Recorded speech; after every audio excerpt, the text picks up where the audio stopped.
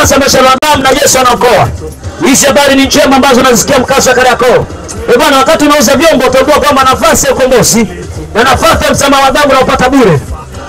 Nafasi ya ukombozi na nafasi ya msamaha wa dhambi unapata bure. Wakati unakuja kurangua vyombo kwa ajili ya kwenda kuwakopesha, tambua unatakiwa ukopeshe ukiwa na Yesu kijana. Ndio. Kopesha ukiwa na Yesu, au sio? Wakati unaenda kumkopesha mama, mkopeshe ukiwa na Yesu. Maana pasipokuwa na Yesu utazulumiwa sana. Amini kwamba ninachokwambia. Na hizi habari ni njema poti ambao unanisikiliza. Au sio mzee baba? Yani kama vile unavyopanga vyombo kwenye Kariakoo hiyo. Unatakiwa Yesu mpangilie ndani ya moyo wako, au sio? Ajaye mpaka atindike. Hizi habari ni njema mkaza mbele wa kijana mwenzangu. Huyu Kristo ambaye tunamhubiri alikuwa ni kijana kama wewe. Lakini alifanya mambo ya ajabu sana. Na maandiko Yesu anasema yoyote atakayenisadiki, kazi ambazo mimi nimezitenda naye atazitenda. Wewe kijana mwenzangu, usiishie kwa foro watu wa dunia. Mforo Kristo ndani ya maisha yako na maisha yako atakuwa ni heri. Hizi habari ni njema. Baba, uko poa? Yesu anakupenda sana. Nakubali kutoka Mara tu Dar. Nauli laki. Nakubali mwanangu, Yesu anakupenda. Nikwambia chachi mwanangu ni hapo. Au sio? Haina noma. Bwana, hizi habari ni njema mkasa Kariakoo. Yesu anasamehe, Yesu anatakasa, Yesu anaokoa. Yesu asijini kuambia ili upate kuelewa mkazo maneno haya.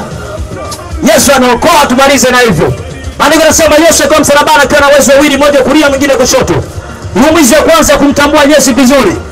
Sasa wakati wako msalabani wote wamehukumiwa na Kristo yuko katikati. Mwizi wa kwanza akasanuka kwamba huyu Yesu ambaye yuko naye msalabani sio mtu wa kawaida. Huyu Yesu alitembea juu ya maji yakaitika. Huyu Yesu ambaye yuko naye msalabani alimfufua Lazaro ambaye alikuwa na siku 3 amelala kaburini. Huyu Yesu ambaye anamhubiri hapo mzee alitakasa wengi, alimponya ukoma watu wengi. Alimponya mtu ambaye alikuwa na miaka 38 amelala katika birika la Siloamu. Alikuwa amekata tamaa. Yule mwizi wa kwanza akajua kwamba ninao neema hapa msalabani. Mwizi wa pili akutambua nafasi ya Yesu Kristo ndani ya maisha yake. Alimkashifu Yesu akamwambia, Bwana wewe kwa mwingine basi ndio kwa wewe kama ni mwana wa Mungu. Ninasema Yesu kumjibu kitu chochote akanyamaza. Pamoja sana. Yesu kumjibu kitu chochote akanyamaza. Lakini yule mwizi wa pili akamwambia Yesu, habari ni kwamba Bwana nikumbuke utakapoingia katika ufalme wako. Alijua kwamba first number 1 kwamba Yesu ana ufalme sio kinyonge. Alijua kwamba Yesu ana ufalme. Ufalme ambao tunasema ni nini? Alijua kwamba Yesu ana mbingu, kwamba Yesu ana pepo. Kwa akatambua hapa ndipo na mtu ambaye ameshika access ya maisha yangu. Akamwambia Yesu nikumbuke utakapoingia katika ufalme wako. Tunaona Yesu anakuwa so excited na majibu ambayo na ile swali ambalo na ombi ambalo yule bwana mwizi msalabani alimwomba Yesu. Yesu anamjibu anamwambiaje? Leo hii utakuwa na mimi peponi. Leo hii utakuwa na mimi peponi. Yule bwana first number 1 anapata msamaha wa dhambi bure, free boti ya kuingia mbinguni bure, free charging. Bwana mimi nakwambiaje? Ukitaka hakika kwenda mbinguni kata tiketi kwa Yesu mapema. Yule bwana anakata tiketi ya kuingia mbinguni free. Osa. Natembea taratibu nakuja maskani. Nakuja swazi. Sasa hivi rafiki yangu, tunapomsema Yesu Kristo ni kwamba tunazungumzia uwezo wa mwanadamu kuokolewa, uwezo wa mwanadamu kusamehewa, God bless you. Uwezo wa mwanadamu kuponya. Mzee unapoweza tenga mkeka.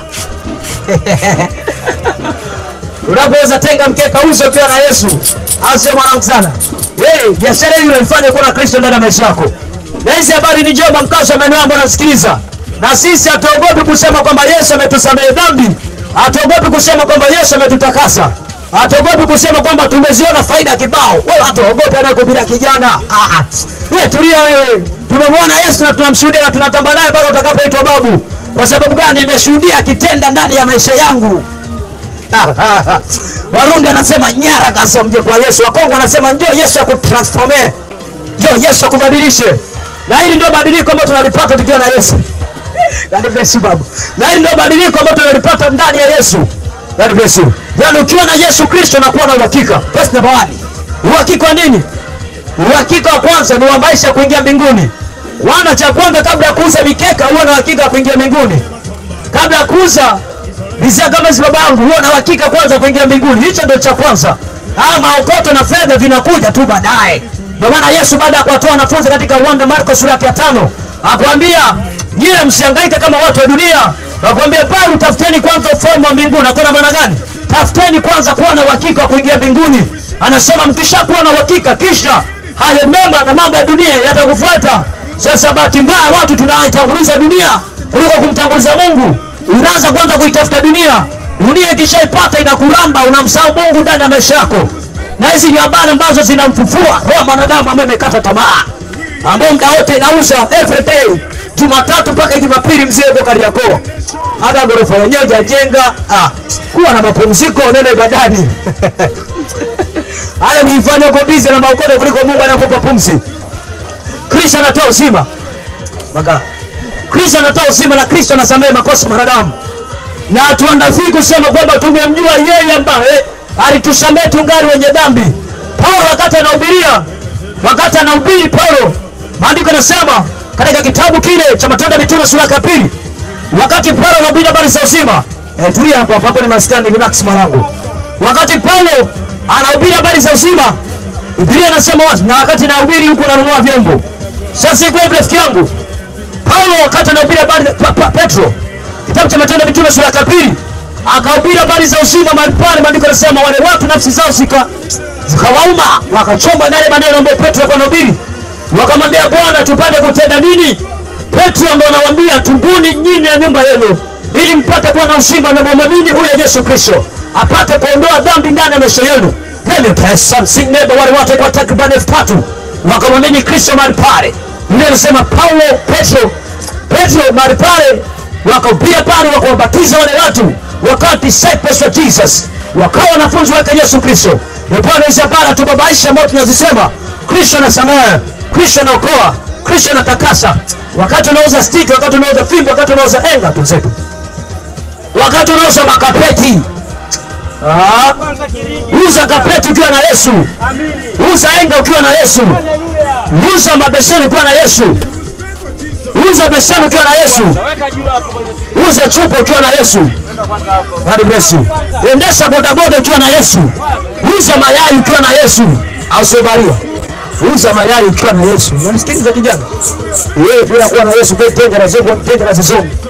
Dakika zile shetani ashakubadilikia mapema sana, ashakuoa leo. Au sio mwanangu? Mzigo na huko hapa si maskani. Laisi habari ni njema. Bwana, nimefika maskani yangu. Bwana utauza tu, au sio? Sikiliza neno kwanza. Poa. Swali? Sawa. Haya, aleta hapa tuweke muziki kwanza.